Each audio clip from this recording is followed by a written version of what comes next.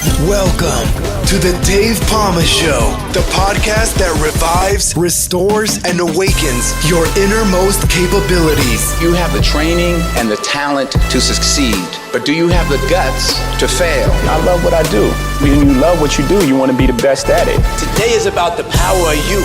You will change the world. Find your path to success through the journey of those who have succeeded. And now, your host, Dave Pamah. Remembering the September 11th attacks in 2001. Well, I remember where I was. I was a firefighter, a London firefighter, and I was stationed at Acton Fire Station at that time, and I was on duty.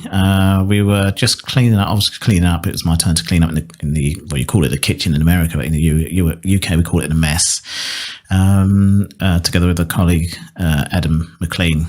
He was a more senior firefighter, and we were just watching TV at the same time because it's in the lounge area as well as the kitchen area. And we saw I noticed a tower with something funny and some smoke coming up it, but I wondered why, it was focused on that. And then my colleague Adam, who was there at the time, said that looks like the World Trade Center. Looks like something's crashed into it. Anyway, late that time, it was revealed it was the World Trade Center, and we saw the other plane go crashing into the other tower. And in disbelief, the rest of my team of firefighters that I worked with just came up and watched in disbelief as the events unfolded. So what happened on that day? Well, according to the History Channel on their website, history.com, on September the 11th, 2001 at 8:45 a.m. on a clear Tuesday morning, an American Airlines Boeing 767 loaded with 2,000 gallons of jet fuel crashed into the North Tower of the World Trade Center in New York City. The impact left a gaping, burning hole near the 80th floor of the 110-story skyscraper, instantly killing hundreds of people and trapping hundreds more in higher floors. As the evacuation of the tower and its twin got underway, television cameras broadcasted live images of what initially appeared to be a freak accident. Then, 18 minutes after the first plane hit, a second Boeing 767 United Airlines Flight 175 appeared out of the sky, turned sharply towards the World Trade Center, and sliced into the South Tower near the 60th floor. The collision caused a massive explosion that showered burning debris over surrounding buildings and onto the streets below. It immediately became clear that America was under attack. The hijackers were Islamic terrorists from Saudi Arabia and several other Arab nations. Reportedly financed by the Al-Qaeda terrorist organization of Saudi fugitive Osama bin Laden, they were allegedly acting in retaliation for America's support of Israel and its involvement in the Persian Gulf War and its continued military presence in the Middle East. Some of the terrorists had lived in the United States for more than a year and had taken flying lessons at American commercial flight schools. Others had slipped into the country in the months before September 11th and acted as the muscle in the operation. The 19 terrorists easily smuggled box cutters and knives through security at 3 East Coast airports and boarded 4 early morning flights bound for California, chosen because the planes were loaded with fuel for the long transcontinental journey. Soon after takeoff, the terrorists commandeered the 4 planes and took the controls, transforming ordinary passenger jets into guided missiles. As millions watched the events unfolding in New York, American Airlines Flight 77 circled over downtown Washington, D.C. before crashing into the west side of the Pentagon military headquarters at 9:45 a.m. Jet fuel from the Boeing 757 caused a devastating inferno that led to the structural collapse of a portion of the giant concrete building, which is the headquarters of the US Department of Defense. As told, 125 military personnel and civilians were killed in the Pentagon, along with all 64 people aboard the airliner. Less than 15 minutes after the terrorist struck the nerve center of the US military, the horror in New York took a catastrophic turn when the South Tower of the World Trade Center collapsed in a massive cloud of dust and smoke.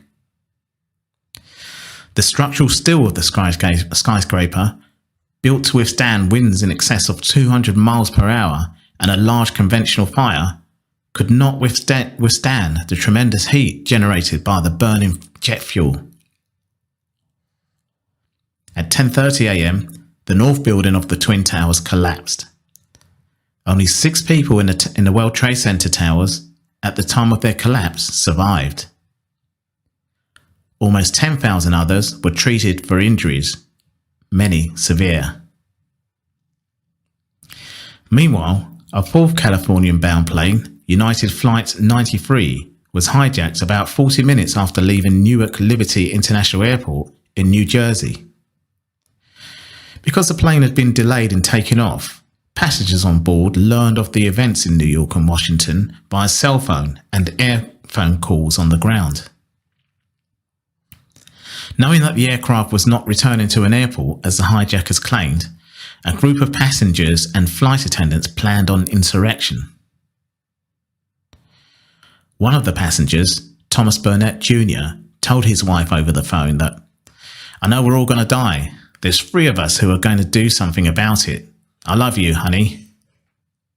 Another passenger, Todd Beamer, was heard saying, "Are you guys ready? Let's roll," over an open line. Sandy Bradshaw, a flight attendant, called her husband and explained that she had slipped into the galley and was filling pitchers with boiling water.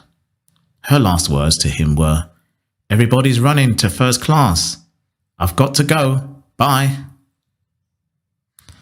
The passengers fought the 4 hijackers and are suspected to have attacked the cockpit with fire extinguishers.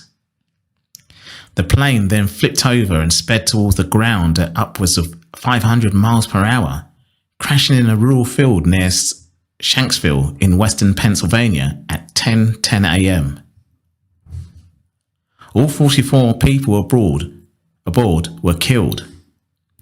Its intended target is not known, but the theories include the White House, the US Capitol, the Camp David presidential retreat in Maryland, or one of several nuclear power plants along the eastern seaboard. A total of 2,996 people were killed in the 9/11 attacks, including the 19 terrorist hijackers aboard the 4 aeroplanes. Citizens of 78 countries died in New York, Washington, D.C., and Pennsylvania. At the World Trade Center, 2,763 died after the 2 planes slammed into the Twin Towers. That figure includes 343 firefighters and paramedics, 23 New York City police officers, and 37 Port Authority police officers who are struggling to complete an evacuation of the buildings and save the office workers trapped on the higher floors. At the Pentagon, 189 people were killed. Only 64 on American Airlines Flight 77, the airliner that struck the building. On Flight 93, 44 people died when the plane crash landed in Pennsylvania. At 7 p.m., President George W. Bush, who was in Florida at the time of the attacks and had spent the day being shuttled around the country because of security concerns, returned to the White House. At 9 p.m., he delivered a televised address from the Oval Office, declaring, "Terrorist attacks can shake the foundations of our biggest buildings, but they cannot touch the foundations of America. These acts shatter steels, but they cannot dent the steels of American resolve." In a reference to the eventual US military response, he declared, "We will make no distinction between the terrorists who committed these acts and those who harbor them." Operation Enduring Freedom, the American-led international effort to oust the Taliban regime in Afghanistan and destroy Osama bin Laden's terrorist network based there, began on October 7. Within 2 months, US forces had effectively removed the Taliban from operational power, but the war continued as US and coalition forces attempt to defeat a Taliban insurgency campaign based in neighbouring Pakistan. Osama bin Laden, the mastermind behind the September 11th attacks, remained at large until May 2nd, 2011, when he was finally tracked down and killed by US forces at a hideout in Pakistan. In June 2011, then President Barack Obama announced the beginning of a large-scale troop withdrawal from Afghanistan. It took until August 2021 for all US forces to withdraw. That's all for this episode. Thanks for listening, and remember, if you want to support what we do, then share, subscribe, and leave a review over on Apple Podcasts. Or head over to my website, davepalmer.com, and click on Rate Show. Well, that's all for now, but I'll see you in the next episode of The Dave Palmer Show. Follow us on Facebook, Twitter, and Instagram.